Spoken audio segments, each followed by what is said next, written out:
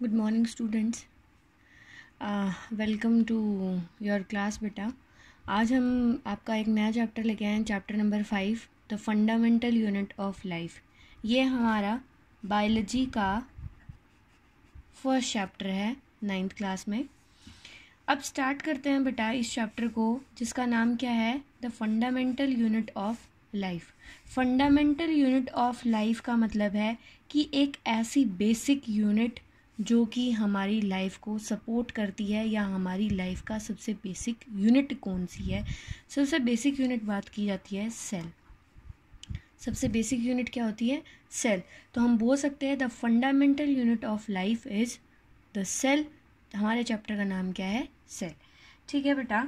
इसके बाद में चलिए आगे चलते हैं कि बेसिकली सेल को कैसे डिस्कवर किया, कैसे सेल जो है वो अपनी आइडेंटिटी लेके आया, किसने इसको डिस्कवर किया और कैसे बेटा ये डिस्कवर हुआ। मींस इसका हिस्टोरिकल पर्सपेक्टिव देख लेते हैं एक बार कि किसने कैसे ऑब्जर्वेशन की, कैसे बताया कि ये सेल होगा, किस चीज़ का या किस सब्सटेंस का बेसिकली जो है उस जिस सब्सटेंस से आइडेंटिफिकेशन की थी। अब वो देखते हैं।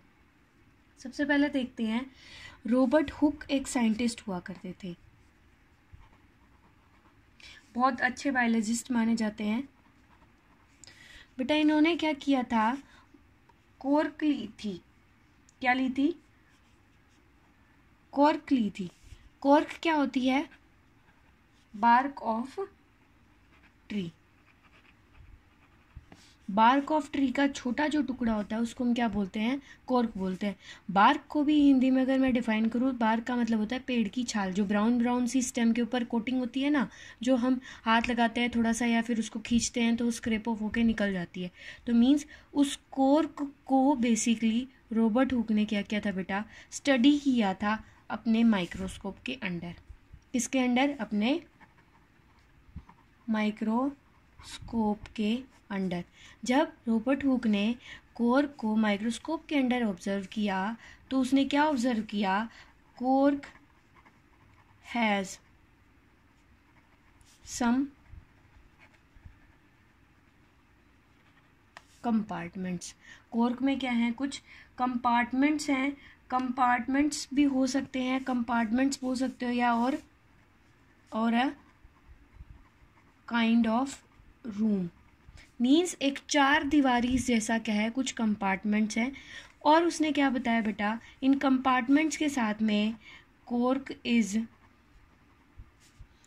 लुक लाइक अ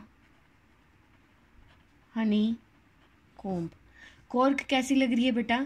हनी कोम्ब की तरह लग रही है। हनी कोम्ब जैसे आपने मधुमक्खी का छत्ता देखा होगा, कुछ कुछ वैसी दिख रही थी। मीन्स कैसे? इस तरीके के कुछ सेल्स जो थे वो उसमें प्रेजेंट थे।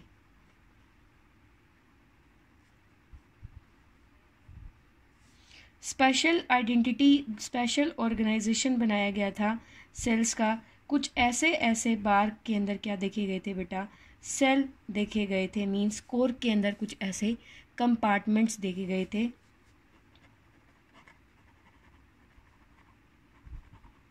Compartments of cork.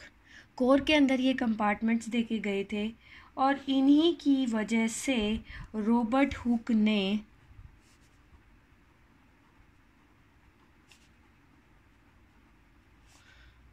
इन 1665 में बेटा इनको क्या दिया गया? नाम सेल दे दिया। नाम क्या दिया इनको?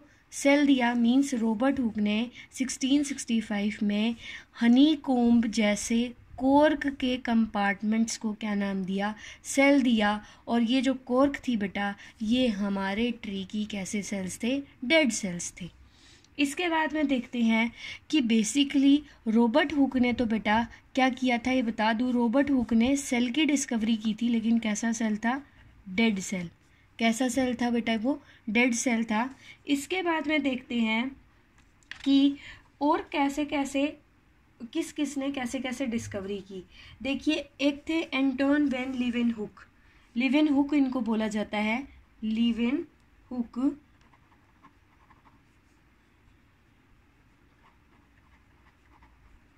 लीवेनहुक ने बेटा 1674 में लिविंग सेल की डिस्कवरी की थी। किसकी डिस्कवरी की थी? लिविंग सेल की डिस्कवरी की थी। मैं आप लोगों को ये हिंट दे रही हूँ, मैं आप लोगों को बता रही हूँ कि अक्सर एग्जाम्स में लिविंग सेल से रिलेटेड क्वेश्चन पूछा जाता है। Who discovered the living cell? तो क्या बोल सकते हैं? Anton van Leeuwenhoek. इनको वैसे जनरली नाम क्या बोला जाता है? लीवेनहुक भी बोला जाता है बेटा। ये LEEUWENHOOK लीवेनहुक बोला जाता है। इन्होंने क्या किया था? एक फ्री लिविंग सेल को देखा था पोंड वाटर के अंदर। जो लिविंग सेल था वो कैसा था? फ्री लिविंग सेल था इन पोंड वाटर। इसके बाद में बेटा फिर और फर्दर डिस्कवरी हुई। दूसरे और साइंटिस्ट आए, नाम था रॉबर्ट ब्राउन। रॉबर्ट ब्राउन ने बेटा 1831 के अंदर न्यूक्लियस की डिस्कवरी की। किसकी डिस्कवरी की?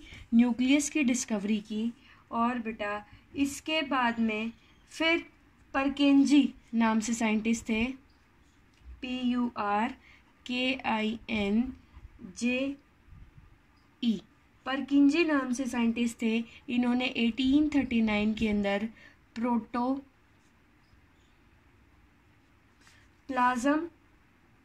बताया था। प्रोटोप्लाज्म के बारे में बताया था। आप सिर्फ अभी ये नाम याद कर लीजिए, आगे की फर्दर क्लासेस में मैं इसमें इसको डिटेल में एक्सप्लेन करूँगी कि प्रोटोप्लाज्म होता क्या है, न्यूक्लियस क्या होता है, वहाँ पे आपको क्लियर हो जाएगा। फिर बेटा दो बायोलॉजिस्ट थे, Schleiden and Schwann, HCHLEIDEN,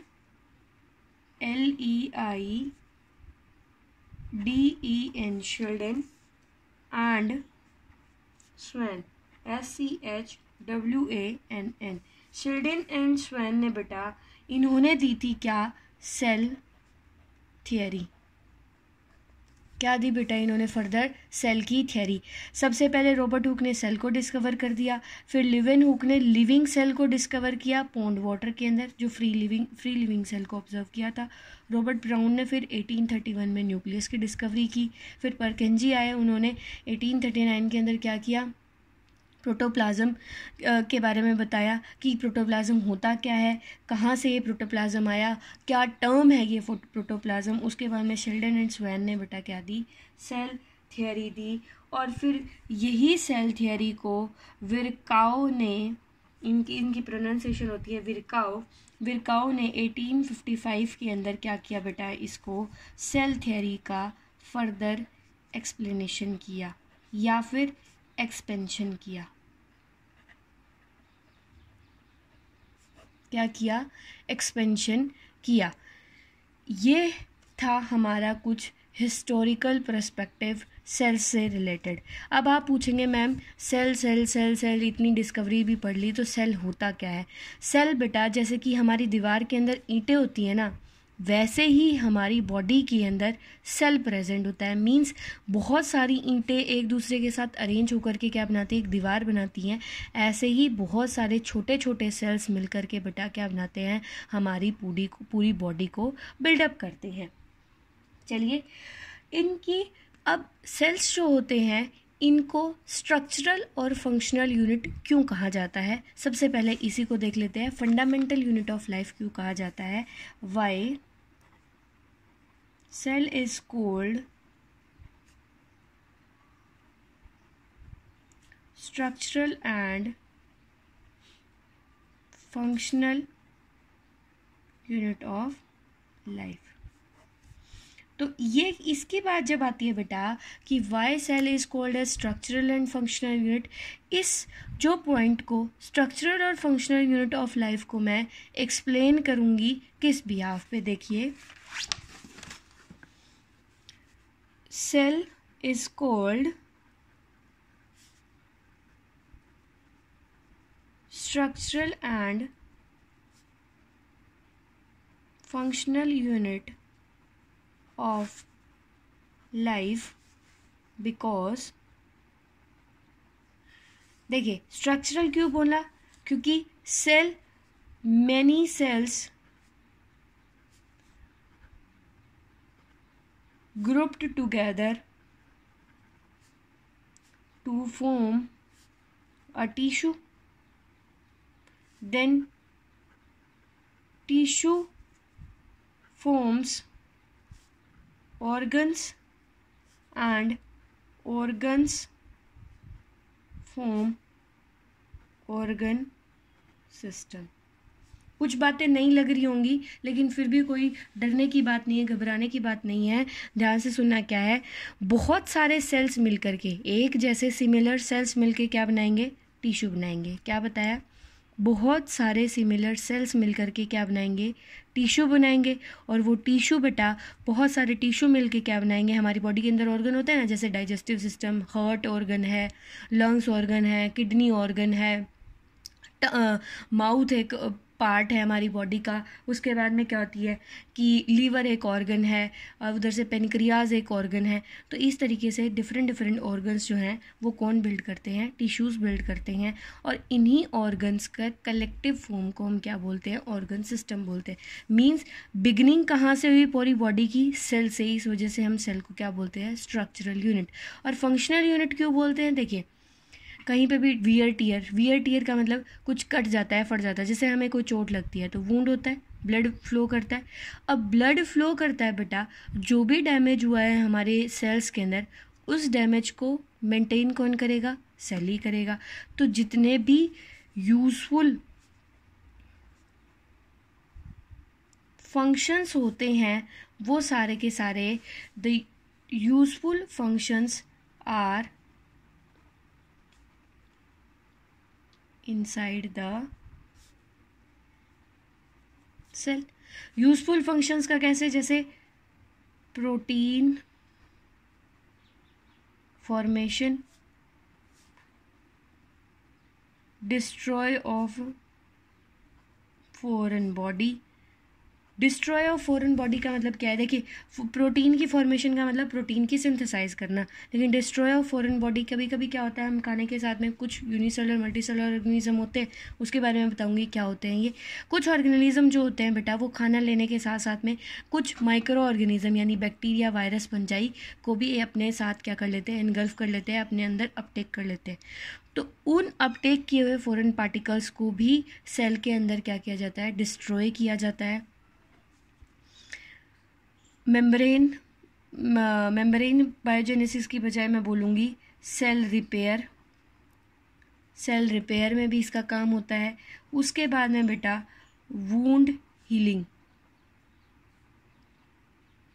wound healing का मतलब होता है जो हमारे घाव होते हैं उनको भरने के लिए भी सेल का फंक्शन हो जरूरी होता है। इन दोनों कारणों की वजह से हम हमारे सेल को स्ट्रक्चरल और फंक्शनल यूनिट बोलते हैं। चलिए आगे चलते हैं, उम्मीद है ये समझ में आया होगा। इसके बाद में चलते हैं बेटा कि बेसिकली इसका शेप कैसा होता है, साइज कैसा होता है, या फिर और बोल सकते हैं स्ट्रक्चर ऑफ सेल। देखिए, सेल का जो स्ट्रक्चर होता है बेसिकली अनफिक्स्ड और नॉट फिक्स्ड और इर्रेगुलर होता है। कैसा बताया? अनफिक्स्ड, नॉट फिक्स्ड और कैसा होता है? इर्रेगुलर होता है क्या हमारे सेल का स्ट्रक्चर। तो देखिए इर्रेगुलर कैसे होता है? इर्रेगुलर का मतलब कुछ सेल्स जो होते हैं वो ओवल होते हैं, कुछ सेल्स कैसे होते हैं बेटा? लंबे होते हैं, कुछ सेल्स कैसे होते हैं? डिस्कॉइड होते हैं। कुछ सेल्स का स्ट्रक्चर कैसा होता है, कुछ सेल्स का स्ट्रक्चर कैसा होता है। इस वजह से हम सेल्स का जनरली क्या बोलते हैं? शेप और साइज जो होता है वो अलग अलग होता है। सबसे पहले बात करते हैं, कुछ की फिक्स्ड होती है शेप, कुछ की अनफिक्स्ड होती है। अनफिक्स्ड भी होती है और फिक्स्ड भी होती है। Shape is generally fixed and unfixed और नॉट फिक्स्ड और इरेगुलर। सबसे पहले बात करते हैं अनफिक्स्ड की। अनफिक्स्ड यानी नॉन फिक्स्ड सेल की बात करते हैं तो वो होता है अमीबा। अमीबा क्या है बेटा, एक सिंगल सेल ऑर्गेनिज्म है। क्या है? Single cell organism. मीन्स इसी के अंदर सब कुछ हो जाता है, एक सेल के अंदर ही खाना डाइजेस्ट हो जाएगा, एक सेल के अंदर ही खाना एक्सक्रीट आउट हो जाएगा, एक ही सेल के अंदर सारे काम हो जाएंगे, एक ही सेल जो है बेटा वो फाइट कर लेगा, एक ही सेल जो है वो डैमेज रिपेयर में काम कर लेगा। मीन्स एक सिंगल सेल्ड ऑर्गेनिज्म जो है ये अमीबा, ये बेस्ट एग्जाम्पल माना जाता है अनफिक्स्ड शेप के लिए। अब फिक्स्ड जो होते हैं वो होते तो उनकी शेप जो है वो तो फिक्स्ड होती है, लेकिन सेल्स के टाइप जो हैं वो अलग अलग हो जाते हैं। आइए देखते हैं कैसे। जैसे कि पॉलीगोनल सेल्स। पॉलीगोनल सेल्स मतलब, पॉलीगोन्स का मतलब किसी भी तरीके का सेल्स हो सकता है। पॉलीगोनल सेल्स के अंदर बेटा हम एग्जाम्पल लेते हैं लीवर सेल्स का। किसका एग्जाम्पल लेते हैं हम? लीवर सेल्स का। यहाँ मैं ये एरो लगा के जो लिख रही हूँ ये एग्जाम्पल लिख रही हूँ, एग्जाम्पल। ये शेप है आपके लिए। पॉलीगोनल के बाद में जैसे कि दूसरी क्या हो सकती है? स्फेरिकल। स्फेरिकल सेल्स में बेटा हम एग्जाम्पल लेते हैं जनरली ओवम का। Ovum means egg. तीसरा लेते हैं बेटा इलिप्टिकल।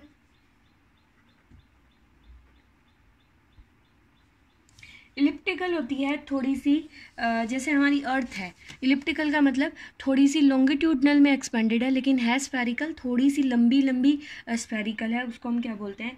इलिप्टिकल बोलते हैं। इसमें हम जनरली एग्जांपल लेते हैं बेटा फैट सेल्स का एग्जांपल लेते हैं। इसके बाद में अगला आता है स्पिंडल शेप्ड।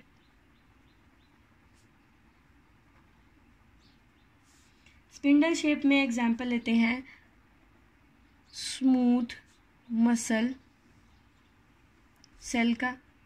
इसके बाद में क्यूबॉइडल। क्यूबॉइडल शेप कैसी होती है? क्यूबॉइड की तरह, मैथ्स में पढ़ा होगा क्यूबॉइड क्या होता है, क्यूबॉइड की फॉर्म में होती है। क्यूबॉइडल में हम लेते हैं जर्म सेल्स।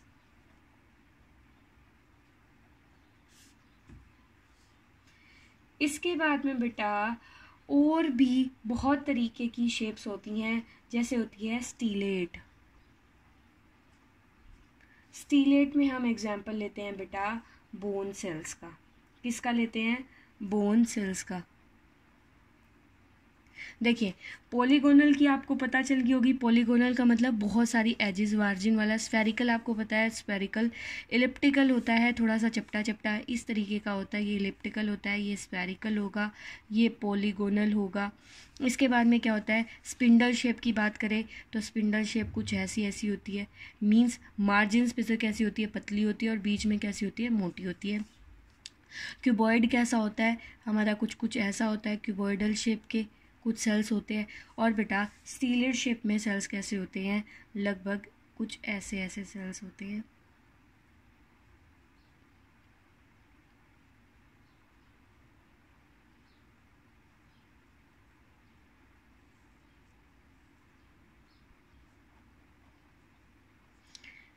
कुछ ऐसा सेल्स जो होता है इसको हम क्या बोलते हैं? स्टीलेट सेल्स बोलते हैं। अब बेटा ये तो हमारी क्या थी? शेप की बात थी। ये किसकी बात थी? शेप की बात थी कि जनरली शेप जो होती है सेल्स की वो डिफरेंट होती है। कुछ सेल्स की फिक्स्ड शेप होती है, कुछ सेल्स की कैसी होती है? अनफिक्स्ड शेप होती है। ये अनफिक्स्ड कहो या नॉट फिक्स्ड कहो या इरेगुलर कहो, बात एक ही है। सबसे पहले बात करते हैं अनफिक्स्ड सेल अमीबा। अमीबा की कुछ ऐसी होती है। अमीबा का स्ट्रक्चर कुछ ऐसा होता है। उसके बाद में बेटा फिक्स्ड सेल्स में कुछ सेल्स के मैं एग्जांपल लेके रही हूँ। बहुत सारे टाइप के सेल्स होते हैं, जैसे पॉलीगोनल सेल्स जो होते हैं उनमें क्या होता है? Liver cell. स्फेरिकल सेल्स में कौन होते हैं? जैसे कि ओवम सेल्स। इलिप्टिकल में कैसे होते हैं? जनरली हम फैट सेल्स को इलिप्टिकल शेप के बोलते हैं। स्पिंडल शेप में स्मूथ मसल सेल्स का एग्जांपल लेते हैं। क्यूबॉइडल शेप में हम लेते हैं जर्म सेल्स का एग्जांपल। स्टीलेट में हम लेते हैं किसका बेटा? बोन सेल्स का एग्जांपल। ये थे आपकी शेप से रिलेटेड। अब मैं बात करूँगी साइज से रिलेटेड। किससे रिलेटेड बेटा? साइज से रिलेटेड, कि बेसिकली सेल का साइज क्या माना जाता है। जो हमारे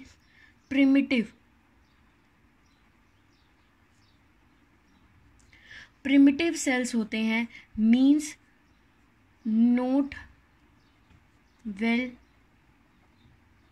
डेवलप्ड सेल्स जो होते हैं बेटा, उनका साइज जनरली होता है 1 to 10 माइक्रोमीटर। कितना होता है? 1 to 10 माइक्रोमीटर। लेकिन बेटा जो हमारे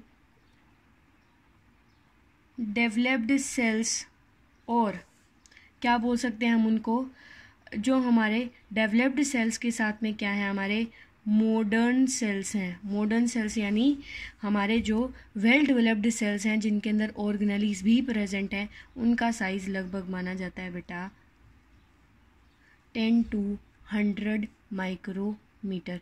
मीन्स क्या हो सकता है कि सेल का जो साइज़ है वो लगभग 1 माइक्रोमीटर, यानी 1 माइक्रोमीटर से लगभग 100 माइक्रोमीटर तक माना जाता है। लेकिन और भी बहुत सारे होते हैं बेटा। माइक्रोमीटर के साथ में कुछ सेल्स जो होते हैं वो बहुत ज़्यादा बड़े होते हैं, जिनमें हम सेंटीमीटर का भी मेज़रमेंट लेते हैं।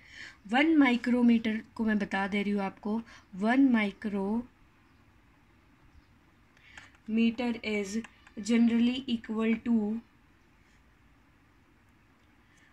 1000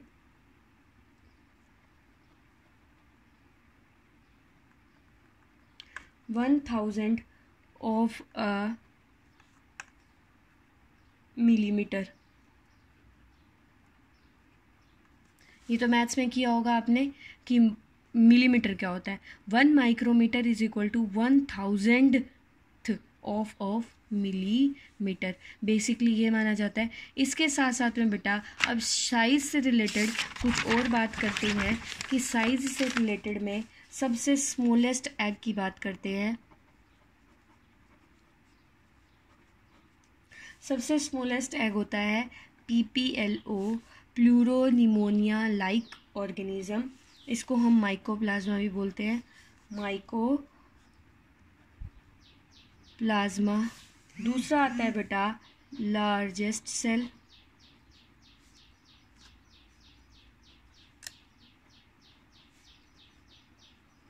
लार्जेस्ट सेल में हम एग्जांपल लेते हैं ओस्ट्रिच एग। लॉन्गेस्ट सेल की बात करते हैं तो वो होती है हमारी नर्व सेल। क्या होती है? Nerve cell.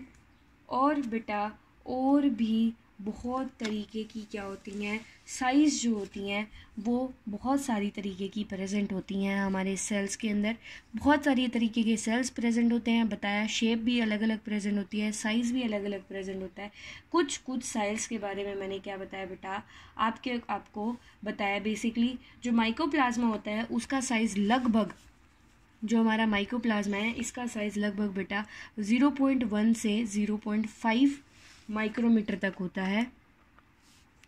और हमारा जो बेटा, जैसे कि मैंने अभी आपको बताया था, ओस्ट्रिच एग के बारे में बताया था। ओस्ट्रिच एग जो होता है वो 18 सेंटीमीटर का होता है। कितना होता है? 18 सेंटीमीटर का होता है। और लॉन्गेस्ट सेल की बात करते हैं तो लॉन्गेस्ट सेल्स यानी नर्व सेल्स की लगभग साइज़ होती है बेटा, बात करते हैं लगभग अप्रॉक्सीमेशन की बात करूँगी यहाँ पे, एग्जैक्टनेस की बात नहीं करूँगी।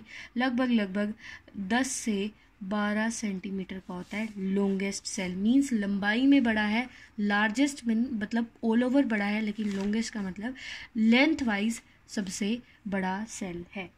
यहाँ पे आपका बेटा शेप एंड साइज ख़त्म होता है। इसके बाद में आता है types of cells. Types of cells में बेटा सबसे पहले बात करते हैं, टाइप्स ऑफ सेल्स को 2 बेसिस पे डिवाइड किया है। कितने बेसिस पे? 2 बेसिस पे डिवाइड किया है। पहला है बेटा न्यूक्लियस इज वेल डिफाइंड और नोट। मीन्स जो सेल है उसके अंदर न्यूक्लियस वेल डिफाइंड है या नहीं। दूसरा बेटा cell is of basically which organism और इट कंटेन सेल वॉल और नॉट। इन दो बिहाफ पे बेटा क्या है, सेल्स को दो कैटेगरीज में डिवाइड कर दिया। पहला टाइप कैटेगरीज में टाइप्स क्या बताया कि दो कैटेगरी के बेसिस पे टाइप्स बताए। पहला क्या है कि न्यूक्लियस वेल डिफाइंड है या नहीं। दूसरा बताया कि वो सेल जो है वो किस ऑर्गेनिज्म का है, या फिर क्या बेसिस रहा कि इस सेल के अंदर सेल वॉल प्रेजेंट है या नहीं। तो इसमें जो टाइप ऑफ सेल्स बताए, इसमें हम न्यूक्लियस वेल डिफाइंड है या नहीं, इसमें हम बेटा दो तरीके के सेल्स पढ़ते हैं, प्रोकैरियोटिक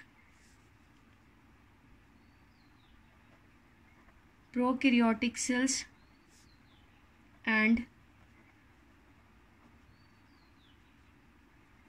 यूकैरियोटिक सेल्स। कौन कौन से सेल्स पढ़ते हैं, prokaryotic cells and eukaryotic cells. और सेल वॉल प्रेजेंट है या नहीं में हम बेसिकली पढ़ते हैं प्लांट सेल और एनिमल सेल के बारे में पढ़ते हैं। शायद आपको ये बात क्लियर हुई होगी कि टाइप्स ऑफ सेल्स में प्रोकैरियोटिक यूकैरियोटिक सेल्स होते हैं। अगर सेल वॉल के बेसिस पे अगर टाइप्स ऑफ सेल्स की बात की जाती है तो उसमें हम क्या बात करते हैं बेटा, प्लांट सेल और एनिमल सेल की बात करते हैं। आइए देखते हैं कि बेसिकली ये प्रोकैरियोटिक सेल्स और यूकैरियोटिक सेल्स जो हैं ये एक दूसरे से अलग अलग कैसे हैं। इसको अलग अलग करने के लिए मैं आपको पहले ये बताना चाहूँगी कि प्रोकैरियोटिक का मतलब क्या होता है और यूकैरियोटिक का मतलब क्या होता है। देखिए डिफरेंस के भी हाफ बेसिस पे कराऊंगी मैं आपको ये, जिसकी वजह से आपको इजीली लर्न करने में ईजी रहेगा। और दूसरी बात, एग्ज़ाम के साथ में एग्ज़ाम पॉइंट ऑफ व्यू से आपका डिफरेंस जो है वो बन जाएगा। Difference between prokaryotic cells and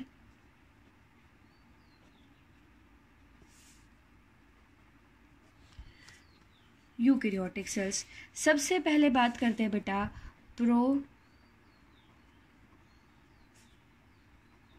prokaryotic cell और दूसरा है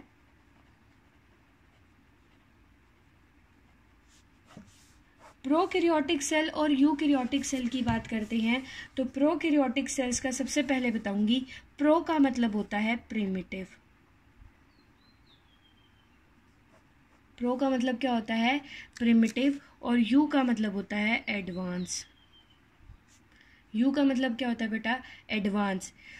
prokaryotic cells mean primitive.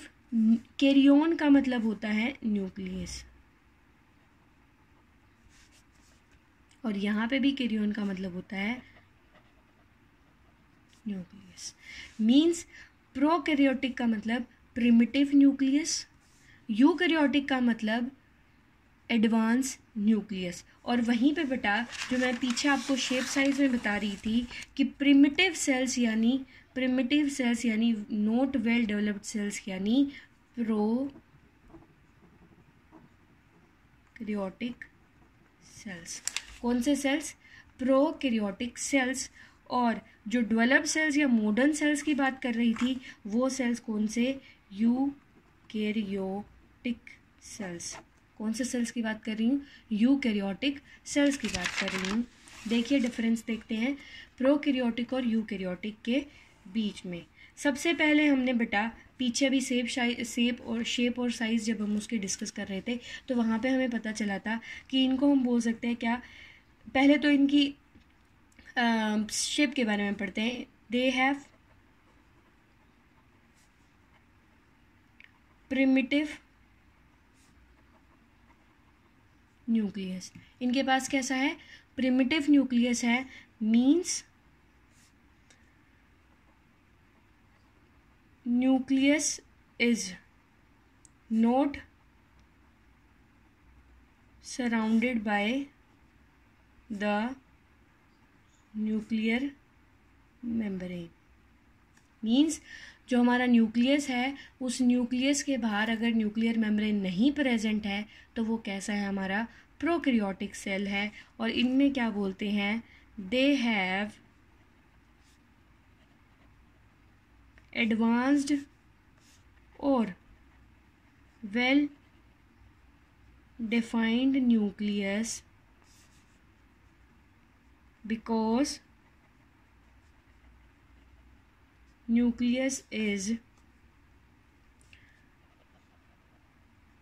surrounded by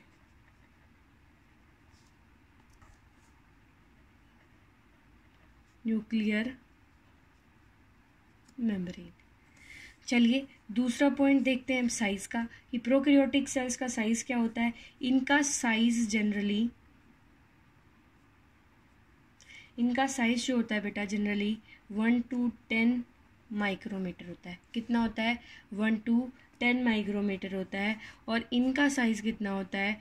10 to 100 micrometer. इतना समझ में आया? अब उसके बाद में क्या होता है बेटा, इसमें क्रोमोसोम्स जो होते हैं बेसिकली कैसा होता है? सिंगल। कितने क्रोमोसोम होते हैं? Single. Number of chromosome is single. यहाँ पे नंबर ऑफ क्रोमोसोम क्या है बेटा? 2 या 2 से ज़्यादा, 2 और मोर। इसके बाद में बात करते हैं सेल ऑर्गेनेलीज। सेल ऑर्गेनेलीज मतलब membrane bound cell organelles are absent. देखिए आपको कंफ्यूज नहीं होना है, अभी जो मैं पॉइंट्स बोल रही हूँ आपको सिर्फ वो पॉइंट्स आपको याद करने हैं। अभी इसमें बहुत सारी टर्म्स जो आ रही हैं वो टर्म्स मैं अभी क्लास में जैसे जैसे एक्सटेंड करूँगी बेटा क्लास को, उस तरीके से वहाँ पे आपको ये चीज़ें समझ में आएंगी कि ऑर्गेनेली क्या होती है, मेम्ब्रेन क्या होती है, न्यूक्लियस क्या होता है, न्यूक्लियोलस क्या होता है। अभी जैसे प्रोकैरियोटिक यूकैरियोटिक दिमाग में क्लियर हुआ ना, उसी तरीके से धीरे धीरे सारी चीज़ें क्लियर हो जाएंगी। इसके बाद में आता है, यहाँ पे बोल सकते हैं membrane bound cell organelles are present. Membrane bound cell organelles क्या है बेटा? प्रेजेंट है। इसके बाद में बात करते हैं यहाँ पे कि राइबोसोम्स क्या कितने प्रेजेंट है। राइबोसोम्स बेटा इनके पास जनरली राइबोसोम्स जो होते हैं वो 70S वाला राइबोसोम होता है, और इनके पास जो होता है बेटा ये 80S राइबोसोम्स प्रेजेंट होता है। उसके बाद में बेटा इनके एग्जाम्पल्स की बात कर लेते हैं। प्रोकैरियोटिक में एग्जाम्पल बात करते हैं तो क्या आएगा? Bacteria, cyanobacteria,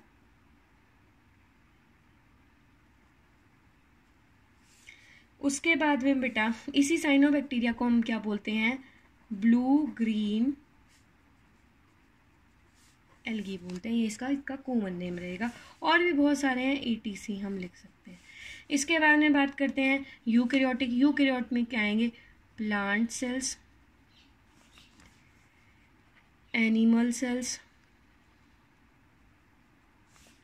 fungi, protista. Fungi सारी की सारी बेटा कैसी होती हैं? यूकैरियोटिक होती हैं। इतना आपको क्लास में समझ में आया आज। इसके साथ में बेटा प्रोकैरियोटिक यूकैरियोटिक का जो डिफरेंस है यहीं पे आज की क्लास में ख़त्म करूँगी, क्योंकि आज की क्लास में जो आपको कंसेप्ट बताया है एक बार उस कंसेप्ट को रीड बुक से ज़रूर करना कि बेसिकली ये सारी चीज़ें हैं क्या। मैंने आपको अपनी क्लास में बताया कि सेल की डिस्कवरी बता रही हूँ। सेल की डिस्कवरी जो है वो रॉबर्ट हुक ने की थी 1665 में।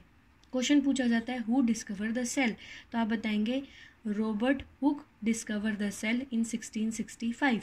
पूछा जाता है who discover the living cell, then you will tell about the Leeuwenhoek. इसके बाद में आता है बेटा हु डिस्कवर द न्यूक्लियस, तो बताएंगे रॉबर्ट ब्राउन।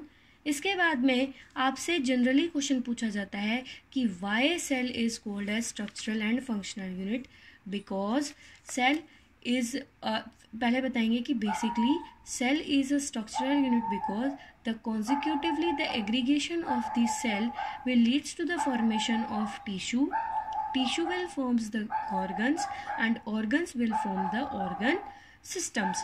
इसके बाद में मैंने जो आपको बताया बेटा कि ऑर्गन सिस्टम के साथ में फंक्शनल यूनिट क्या होती है। फंक्शनल यूनिट मानी जाती है कि सारे के सारे फंक्शंस जो होते हैं वो इंडिविजुअल सेल के अंदर होते हैं, जैसे कि प्रोटीन की फॉर्मेशन, फॉरेन पार्टिकल्स का डिस्ट्रॉय, सेल के अंदर रिपेयर मैकेनिज्म या वुंड की हीलिंग। ये सारे के सारे जो फंक्शंस होते हैं बेटा ये सेल अपने लेवल पे करता है, तो इस वजह से हम सेल को स्ट्रक्चरल एंड फंक्शनल यूनिट बोलते हैं। इसके बाद में क्या है, सेल की हमने कुछ शेप और मतलब साइज़ के बारे में बात करी, यानी स्ट्रक्चर ऑफ सेल्स की बात करी। तो बेसिकली सेल का स्ट्रक्चर कैसा होता है, कुछ सेल्स का स्ट्रक्चर जो होता है वो फिक्स्ड होता है, कुछ सेल्स का स्ट्रक्चर जो होता है वो अनफिक्स्ड यानी कुछ ज़्यादा फिक्स नहीं होता है, इरेगुलर स्ट्रक्चर होता है।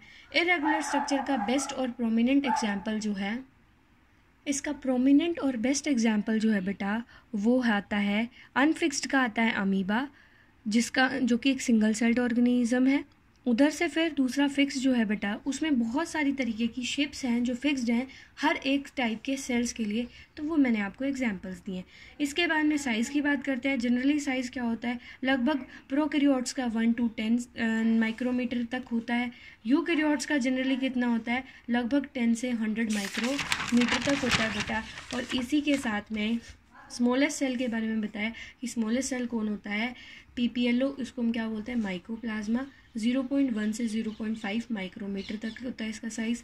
लार्जेस्ट सेल बताया ऑस्ट्रिच सेल, ऑस्ट्रिच एग का जो सेल होता है वो क्या, ऑस्ट्रिच एग जो होता है उसका साइज़ कितना होता है, 18 सेंटीमीटर। लॉन्गेस्ट सेल बताया क्या, नर्व सेल, जिसका साइज़ होता है 10 to 12 सेंटीमीटर, लगभग एवरेज होता है।